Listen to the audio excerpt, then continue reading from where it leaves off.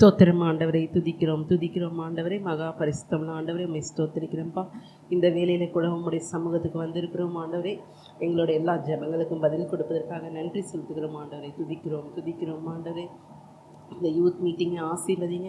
வந்திருக்கிற ஒவ்வொரு பிள்ளைகளும் வெறுமையாய் செல்லாதபடி உம்முடைய வார்த்தையை கேட்டு அதன்படி நடந்து கீழ்ப்படிதல் உள்ள ஆத்மாக்களால் நிரப்புங்க ஆண்டவரும். ஸ்தோத்திரம் ஆண்டவர். அவர்களோட குடும்பத்தில் சகல ஆசீர்வாதங்கள் நிரப்பப்பட கிருபை பாராட்டுங்க ஆண்டவர். எல்லா துதிகன மைமையும் உமைக்கே செலுத்துகிறோம். இயேசுவின் மூலம் ஜெபிக்கிறோம் நல்ல பிதாவே, ஆமென். முதல் பாடல் ஆத்துமாவே நன்றி சொல்லு.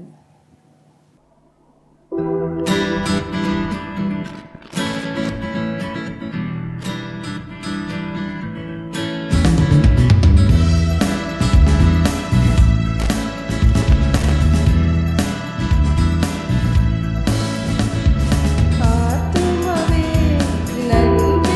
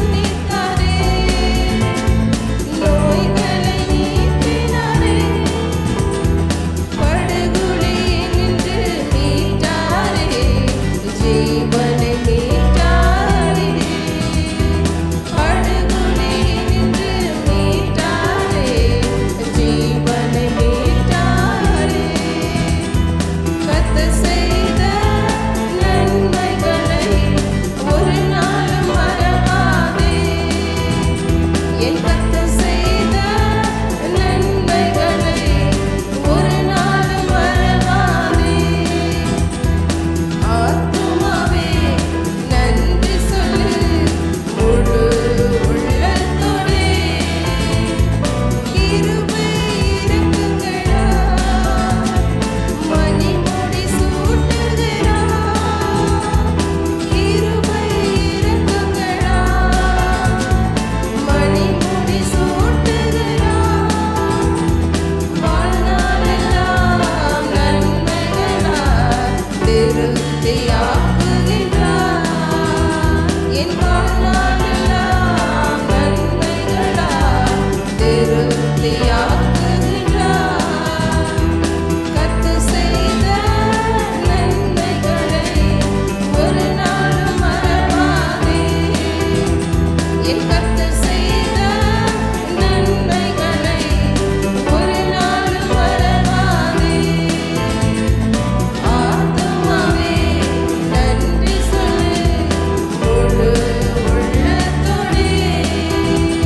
என் ஆத்துமாவே நன்றி சொல்லு முழு உள்ளத்தோடே. இளமை அழகு போல புதிதாக்கி மகிழ்கின்றார். நம் இளமை அழகு போல புதிதாக்கி மகிழ்கின்றார். ஓடினாலும் நடந்தாலும் பலன் குறைவதில்லை. நான் ஓடினாலும் நடந்தாலும் பலன் குறைவதில்லை. கர்த்தர் செய்த நன்மைகளை ஒரு நாளும் மறவாதே. என் கர்த்தர் செய்த நன்மைகளை ஒரு நாளும் மறவாதே. ஆத்துமாவே நன்றி சொல்லு முழு உள்ளத்தோடே. என் ஆத்துமாவே நன்றி சொல்லு முழு உள்ளத்தோடே.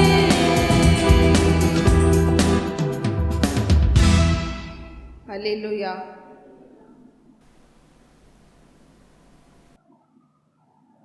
அடுத்த பாடல், உன்னை அதிசயம் காண செய்வேன். கர்த்தர் நம்ம வாழ்க்கையில் இதுவரைக்கும் நிறைய அற்புத அடையாளங்களால் தான் நம்ம வாழ்ந்துட்டுருக்கோம். இனிமேலும் கர்த்தர் நமக்கு கொடுக்குற வாக்குத்தத்தம் நம்மளைய அதிசயம் காண செய்ய போகிறாராம். பார்ப்போம். நம்ம கர்த்தர் நல்லவர்.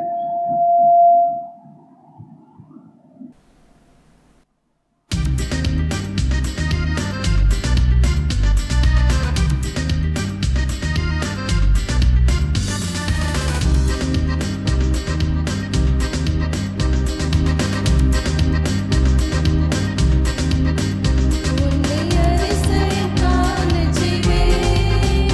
நீ அற்புதம் கண்டிடுவாய்.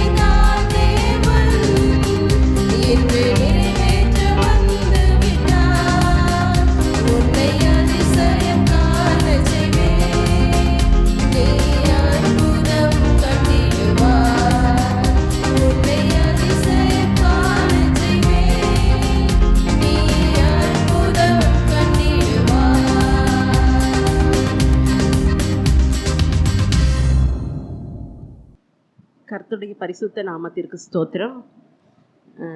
மத்தேயு 5:7 வாசிங்க.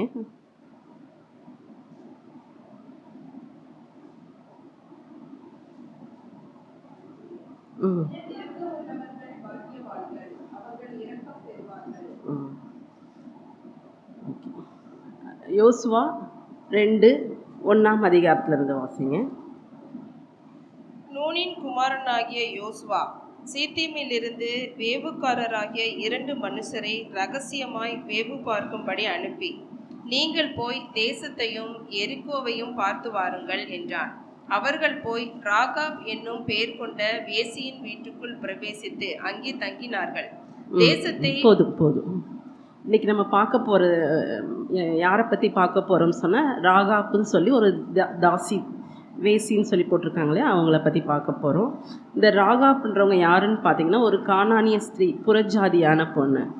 அவங்க சின்ன வயசுலேயே ஒரு நம்ம எப்படி நம்ம இதில் பழசில் தேவதாசு அப்படின்னு ஒரு குடும்பம் இருந்துச்சு. அந்த முறையில் பிறந்தவங்க, அந்த மாதிரி குடும்பத்தில் பிறந்தவங்க. அவங்க ஒரு 10 வயசுலேயே அந்த வேசி இது பண்ணுறதுக்காக அரண்மனையில் விடப்பட்டுறாங்க. விட்டதுக்கப்புறம் பார்த்திங்கன்னா, அவங்க சின்ன வயசில் அந்த தொழிலில் தான் இருக்காங்க. அதுக்கப்புறம் அவங்க ஆண்டவரை அறிஞ்சதுக்கப்புறம் அவங்க அந்த ஆண்டவரை பற்றி அறிகிறாங்க. ஏன்னா வேசினா அவங்களுக்கு எல்லா தேசத்துலேருந்தும் அந்த வியாபாரத்துக்காக அந்த சைடு வரும்போது அவங்க வீட்டுக்கெல்லாம் வருவாங்க.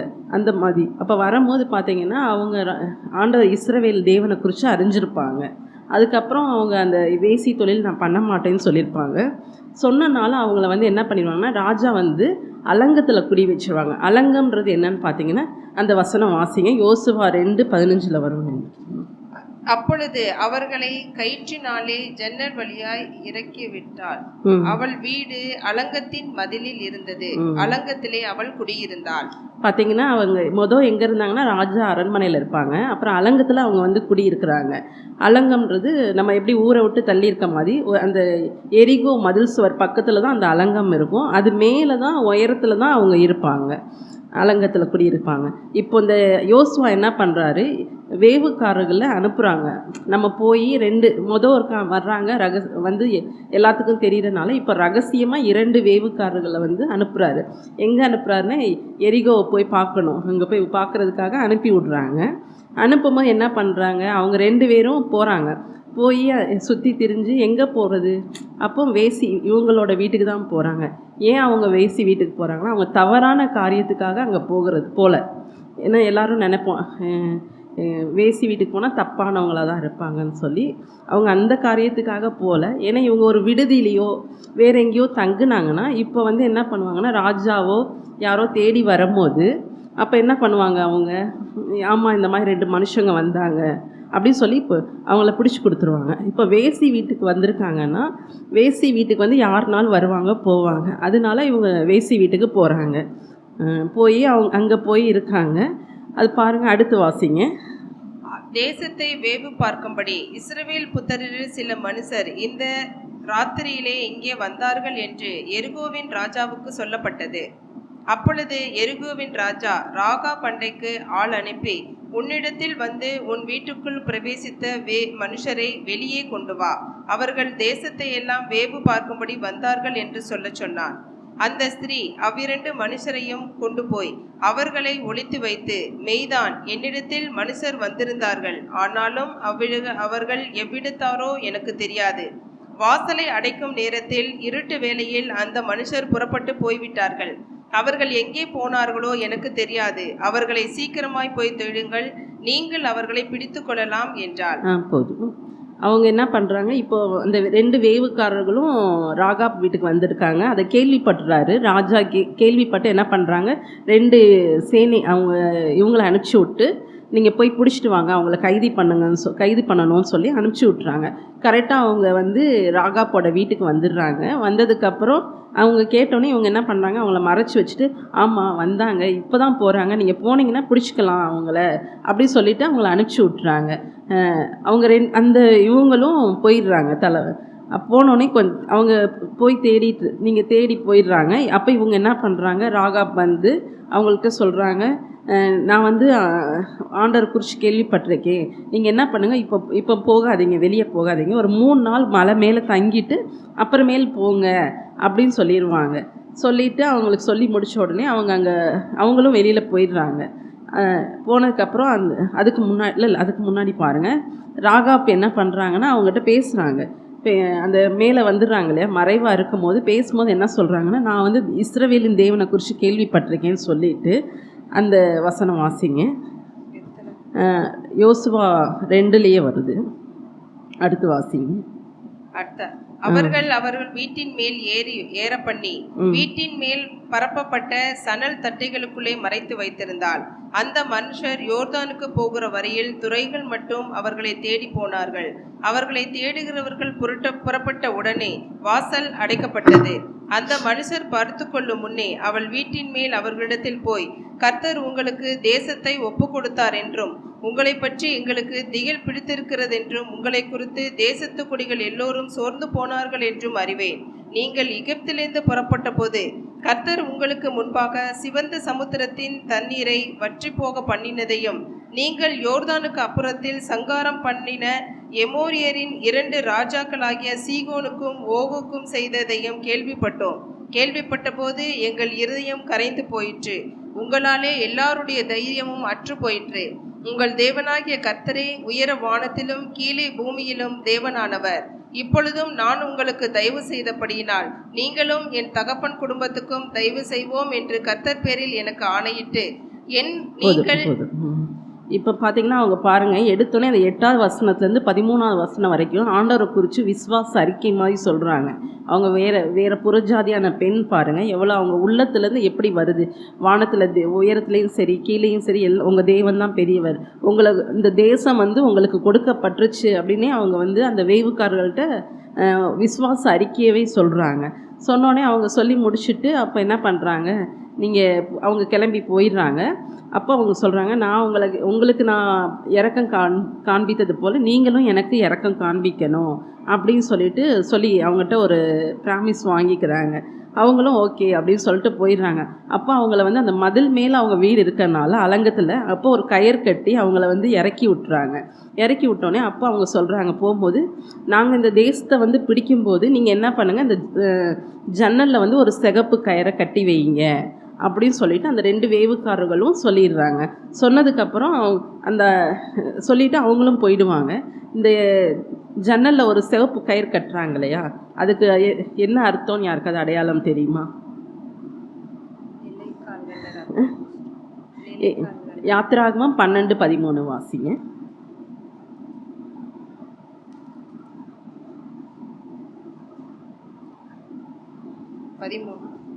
நீங்கள் இருக்கும் வீடுகளில் அந்த இரத்தம் உங்களுக்கு அடையாளமாய் இருக்கும். அந்த இரத்தத்தை நான் கண்டு உங்களை கடந்து போவேன். நான் எகிப்து தேசத்தை அழிக்கும் போது அழிக்கும் வாதை உங்களுக்குள்ளே வராதிருக்கும். பார்த்தீங்கன்னா ஏற்கனவே பார்த்தீங்கன்னா ஆண்டவர் சொல்லியிருப்பார் இல்லையா, நீங்கள் இந்த ரத்தத்தை வந்து அவங்க நிலைக்காலில் பூசுங்க, அந்த யார் வீட்டிலலாம் பூசப்பட்டு இருக்குதோ அந்த வீடுகளில் வந்து சங்கார தூதன் வந்து சங்கரிக்க மாட்டான் அப்படின்னு சொல்லியிருப்பாங்க. அந்த மாதிரி தான் இந்த சிகப்பு கயிறோட அடையாளமும் பார்த்தீங்கன்னா இந்த சிகப்பு கயிறு கட்டப்பட்டிருக்கனால அவங்க வந்து அந்த இதுலேருந்து தப்பிக்கப்படுறாங்க. அது வந்து ஆண்டவரோட இரத்தத்திற்கு அடையாளமாக இருக்குது. ராகாப் வந்து அந்த சிவப்பு கயிறு கட்டினதுக்கப்புறம் பார்த்திங்கன்னா இஸ்ரவேலர்கள் அந்த பட்டணத்தை வந்து பிடிச்சிருவாங்க. இதுக்கு இடையில வந்து என்ன பண்ணுறாங்க, அந்த 2 வேவுக்காரர்களும் 3 நாள் கழித்து யோசுவாவை மீட் பண்ணி யோசுவாட்ட சொல்லுவாங்க, இந்த மாதிரி நாங்கள் போனோம், வேசி வீட்டில் தங்கியிருந்தோம், இந்த விஷயம்லாம் அங்கே நடந்த விஷயங்களெல்லாம் சொல்கிறாங்க. அப்போ சொல்லும்போது என்ன சொல்கிறாங்கன்னா, அந்த எரிகோ பட்டணத்து ஜனங்கள் வந்து நம்மளை பார்த்து பயப்படுறாங்க அப்படின்ற விஷயமெல்லாம் யோசுவாவுக்கு சொல்லப்படுது. அப்போ யோசுவா என்ன பண்ணுறாரு, ஓகே எல்லாரும் அந்த சேனைகள் எல்லாம் ரெடி பண்ணிவிட்டு எரிகோவுக்கு வர்றாங்க. அது இன்னொரு இதில் வரும். எரிகோ வந்து அதுக்கப்புறம் 7 நாள் அந்த எரிகோ சுற்றி வரதெல்லாம் வந்ததுக்கப்புறம் தான் இவங்க உள்ளே வருவாங்க, எரிகோக்குள்ளே வருவாங்க. வந்ததுக்கப்புறம் ஆனால் அதுக்கு முன்னாடி ஆண்டவர் சொல்கிறாரு, எரிகோக்குள்ளே இருக்க எல்லாத்தையும் அக்னியில் சுட்டெரிச்சிடணும். ஏன்னா அந்த எரிகோ பட்டணம் முழுவதும் பாவத்தில் நிறைஞ்சிருக்கும். அந்த மாதிரி இருக்கனால ஆண்டவர் சொல்லிடுவார், பிள்ளைங்க எல்லாத்தையும் அழிச்சிருந்தான் சொல்லியிருப்பார். அப்போ இவங்கள மட்டும்தான் ஆண்டவர் காப்பாற்றுறாங்க. ஏன்னா இந்த அம்மா வந்து இரக்கம் காட்டுனாங்க. அதனால தான் அந்த ஃபர்ஸ்ட் வசனம் எடுத்தேன். மத்தேயு 5:7 சொன்னேன், வாசிச்சோம் இல்லைங்களா? அந்த வசனம் எடுத்ததே அதுக்கு தான். இரக்கமுள்ளவர்கள் பாக்கியவான்கள், அவர்கள் இரக்கம் பெறுவார்கள். நம்ம யார் மேலே இரக்கம் காட்டுறோமோ நம்மளுக்கு ஆண்டவர் இரக்கம் காட்டுவார். அதனால தான் ராகாப் வந்து அவங்களுக்கு இரக்கம் காட்டினாங்க. எரிகோ பட்டணம் முழுவதும் அக்னியில் சுட்டரிச்சா கூட அவங்களுக்கு இரக்கம் காட்டப்பட்டது. யோசுவா 6:17 வாசிங்க. 6:17. ஆனாலும் இந்த பட்டணம் இதிலுள்ள யாவும் கர்த்தருக்கு சாபத்தீட்டாய் இருக்கும். நான் அனுப்பின ஆட்களை ராகாப் என்னும் வேசி மறைத்து வைத்தபடியால் அவளும் அவளோடே வீட்டுக்குள் இருக்கிற அனைவரும் மாத்திரம் உயிரோடு இருக்க கடவர்கள். 24-25 அதே பட்டணத்தையும் அதிலுள்ள யாவையும் அக்னியினால் சுட்டெரித்தார்கள். வெள்ளியையும் பொன்னையும் வெண்கலத்தினாலும் இரும்பினாலும் செய்த பாத்திரங்களை மாத்திரம் கர்த்தரின் ஆலய பொக்கிஷத்தில் சேர்த்தார்கள். எரிகோ வேவு பார்க்க யோசுவா அனுப்பின ஆட்களை ராகாப் என்னும் வேசி மறைத்து வைத்தபடியினால் அவளையும் அவள் தகப்பன் வீட்டாரையும் அவளுக்குள்ள யாவையும் யோசுவா உயிரோடே வைத்தான். அவள் இந்நாள் வரைக்கும் இஸ்ரவேலின் நடுவிலே குடியிருக்கிறாள். இப்போ அவங்க அந்த வேவுக்காரர்கள் சொன்னனால அவங்களுக்கு இரக்கம் காண்பிக்கப்பட்டது. ராகாப் வந்து தேவன் மேலே விசுவாசமாக இருந்தாங்க. அதனால தான் அவங்க நற்சாட்சி பெற்றாங்க. எபிரேயர் 11:31. எபிரேயர் 11:31. விசுவாசத்தினாலே ராகாப் என்னும் வேசி வேவுக்காரரை சமாதானத்தோடு ஏற்றுக்கொண்டு கீழ்ப்படியாதவர்களோடைய சேதமாகாதிருந்தாள். ராகாப் பார்த்திங்கன்னா அதனால தான் அவங்க வந்து இப்போ பைபிளில் வந்து இடம் பெற்றிருக்காங்க. அந்த வேசி பாவ பழக்க இதுலேருந்து விடுபட்டாங்க. திரும்ப திரும்ப பாவங்களை செய்யலை அவங்க. இன்னொன்று, நம்ம முன்னாடி நம்மளோட வாழ்க்கையில் எவ்வளவோ பாவங்கள் செஞ்சுருக்கோம். ஆனால் திரும்ப திரும்ப பாவம் செய்யும் போது ஆண்டவரை நம்ம அவமானப்படுத்துகிற மாதிரி தான். நம்ம அந்த மாதிரி செய்யும்போது நம்மளோட ஆசீர்வாதங்கள் நம்மளுக்கு தடைப்படும். அதனால் முடிஞ்ச அளவுக்கு தேவனுக்கு உண்மையாக இருங்க. இந்த சிறு வயதுலேருந்தே அந்த ஒரு காரியத்தை கற்றுக்கோங்க. ராகாப் அப்போ தான் நம்ம வந்து ஒரு ஆசீர்வாதமாகவும் இருக்க முடியும், நல்ல ஒரு பேர் பெற்று வாழ முடியும். ராகாப் வந்து இஸ்ரவேலின் தேவன் மேல் ஒரு அவங்க நம்பிக்கையாக இருந்ததுனால தான் அவங்க வந்து அந்த எரிகோ பட்டணத்தை விட்டு வெளியில் வந்து இவங்களோட வாழ்கிறாங்க. அவங்கள இந்நாள் வரைக்கும் அவங்களுக்கு அந்த பேரும் இருக்குது. மத்தேயுவில் பார்த்திங்கன்னா நம்ம இயேசுவின் வம்ச வரலாறுல அவங்க பேர் வேறு இடம் பெற்றிருக்கோம். வாசிங்க, மத்தேயு 1 வருது, 1:5. சாலமோன் போவாசை ராகாபினிடத்தில் பெற்றான். சல்மோன் போவாசை ராகாபினிடத்தில் பெற்றான். அந்த சல்மோன்றவங்கள தான் அந்த அம்மா வந்து மேரேஜ் பண்ணிக்குவாங்க.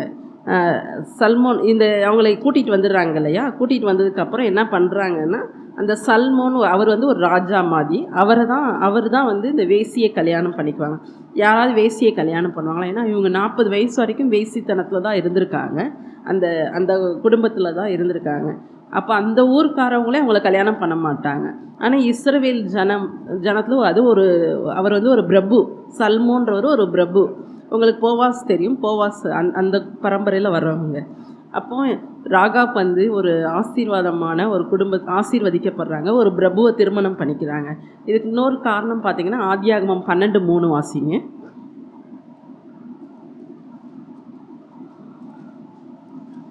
ஆதியாகமம் 12:3. உன்னை ஆசீர்வதிக்கிறவர்களை ஆசீர்வதிப்பேன், உன்னை சபிக்கிறவனை சபிப்பேன், பூமியில் உள்ள வம்சங்கள் எல்லாம் உனக்குள் ஆசீர்வதிக்கப்படும் என்றார். இது ஏன்னா ஆபிரகாமுக்கு தான் ஆண்டவர் சொல்கிறார். இது வந்து ஆண்டவரே வந்து ஆபிரகாமுக்கு சொல்கிறாரு, உன்னை ஆசீர்வதிக்கிறவர்களை ஆசீர்வதிப்பேன், உன்னை சபிக்கிறவர்களை சபிப்பேன்னு சொல்லி. இப்போ இந்த ராகாப் என்ன பண்ணுறாங்க, அவங்களுக்கு உதவி செஞ்சனால அவங்கள ஆசீர்வதிக்கிறாரு ஆண்டவர். தேவன் நிமித்தம் ராகாப் ஆசீர்வதிக்கப்படுறாங்க. எரிகோ வந்து ஒரு பட்டணம், பாவம் நிறைந்த பட்டணமாக இருந்தது போல் இப்போதும் நம்ம கையில், வாலிப பிள்ளைங்க கையில் ஒரு என்ன இருக்குன்னா மொபைல்னு ஒன்று இருக்குது. அதில் எல்லா பாவங்களும் நிறைஞ்சிருக்கு. அதிக நேரம் உங்களை வந்து அதுதான் இழுக்குது. தேவனோட சரி இந்த ஒரு சின்ன வீடியோ பார்த்துக்கலாம். அவன் வீடியோ போடுறவன் சம்பாரிச்சுட்டு தான் இருக்கான். அதனால நம்மளுக்கு என்ன யூஸ்? அதை பார்க்கக்கூடாது. நம்ம தேவனுடைய ராஜ்யத்தையும் தேடி அவங்க அதிக நேரம் தேவனோட ராஜ்யத்தில் நம்ம இருக்கும்போது மட்டும்தான் நம்மளுக்கு ஆசீர்வாதம். அந்த வீடியோ பார்க்குறதுனால நம்மளுக்கு ஒரு ஆசீர்வாதமும் கிடையாது. அந்த வீடியோ போட்டவனுக்கு தான் ஆசீர்வாதம். தயவுசெய்து எரிகோ மாதிரி அந்த ஜனங்கள் மாதிரி நம்ம இல்லாமல் அந்த பாவ பழக்கத்துலேருந்து விடுபட கற்றுக்கோங்க. ஏன்னா ராகாப் பார்த்தீங்கன்னா அந்த சல்மோனை கல்யாணம் பண்ணி ரொம்ப சந்தோஷமாக வாழ்கிறாங்க. அந்த பரம்பரையில் தான் தாவீது ராஜா வர்றாரு. அந்த தாவீது ராஜா எந்த வம்சத்தில் வர்றாருன்னு தெரியுமா? யூத வம்சம். அந்த வம்சத்தில் தான் யார் வர்றா? ஆண்டவராகிய இயேசு கிறிஸ்து. அப்போ ஒரு புறஜாதியான பெண்ணை ஆண்டவர் தேர்ந்தெடுத்து அவங்கள எப்படி அந்த ஒரு மதிப்பு கொடுத்து அவங்கள உயர்த்தி ஒரு பதிவில் வச்சுருக்காங்க. அப்போ நம்ம அந்த மாதிரி ஒழுக்கமாக நல்ல ஒரு பிள்ளைகளாக இருக்கும் போது தான் நம்மளுக்கு சகல ஆசீர்வாதங்களும் கிடைக்கும். நம்மளையும் ஒரு இடத்துல உயர்வாக ஆண்டவர் வைப்பார். அதனால் இந்த மாதிரி ராகாப் மாதிரி நம்மளும் நல்ல ஒரு இதாக வாழ்ந்து காட்டணும்.